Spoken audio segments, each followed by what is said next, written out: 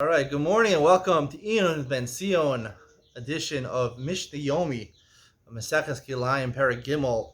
We're going to deal with Mishna Hay over here. The Mishnah says, "Notei Adam Kisha Sudlasto Kuma Acha Subachta Zuna Tel Zadzu Vizu Notel Sadzeh." As long as they face in opposite directions, the Mishnah says, "Koma Ashto Kam Logajon Nearasayin." As long as the leaves are facing in opposite directions, it's okay. We have a machlokes over here between Rav Adia Bar Tanura and the Rambam. Sorry, not the Rambam. The Tiferes Yisrael, the Iyun Boaz.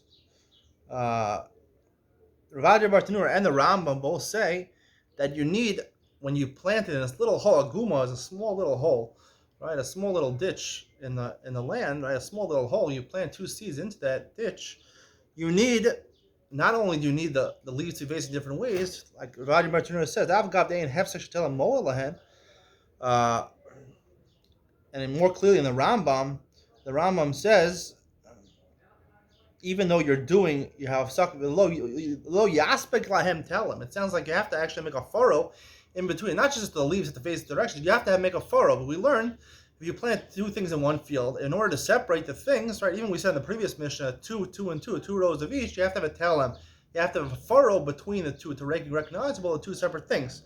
So according to the Rambam and according to Vadia Bar Tanura, you need to have a furrow and the leaves facing in different directions. According to Iyun Boaz, in number, where is it? In, I think,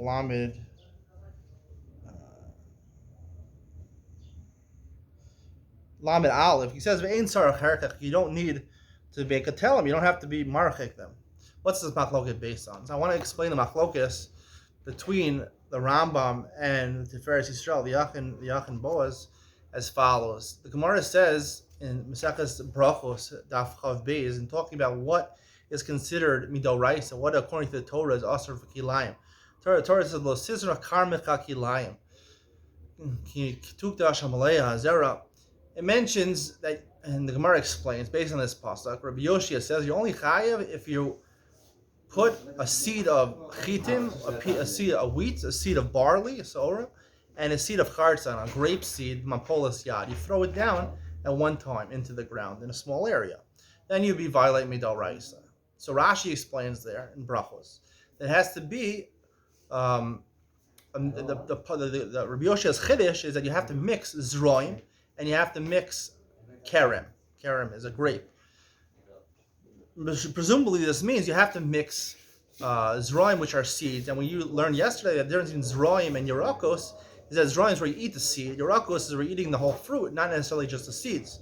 So a grape you eat, you don't really eat the seed by grapes. You eat the grape, the fruit itself. And zroim, chita and sorah, you eat from the seed. You eat the barley seed, you eat the wheat seed. So you have to have a combination of seeds and yerakos and mapolas yad. So what does it mean mapolas yad? Does mapolas yad mean that you actually have to throw the seeds down at one time? They have to reach the ground at the same time?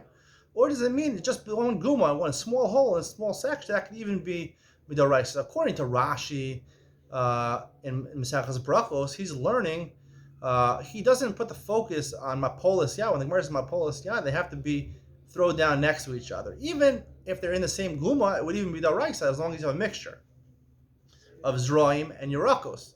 So, of two zroim and one yerek, a full mixture. So that's why I was learning the Rambam is learning like Shita's Rashi. That he's learning Shita's Rashi, that's why you need to tell him over here. Because even though we're only talking about two minutes, we're talking about cucumbers and dlas, which is never going to be midoraisa according to Rashi, but you need to tell him because he learns that you already called mapolas yad. It's already called mapolas yad. It looks like thing, even if it's in the same guma, it's the same hole, the same small ditch, that's already looks like Kilayim. So therefore, not only you need the leaves to be facing in different ways, you also need a telem, you need a furrow between, in a small hole, a furrow between the quiche of the cucumbers and the squash. According to the Tiferes Yisrael, you wouldn't need that because he learns mapolas yad is that you throw it down together. That's the chiddush in the Gemara and Brachos. Mapolas yad is that you throw it down together. So here, it doesn't say that you threw it down together. You're planting in the same guma. One can be planted today, the other one can be planted tomorrow. That's presumably what's included in this Mishnah. So therefore, there's no problem of midoraisa at all. There's nothing even close to a doraisa. It's only the Rabbanan we're talking about as long as the leaves face different directions. It takes care of the problem Marasayim, and there's no problem.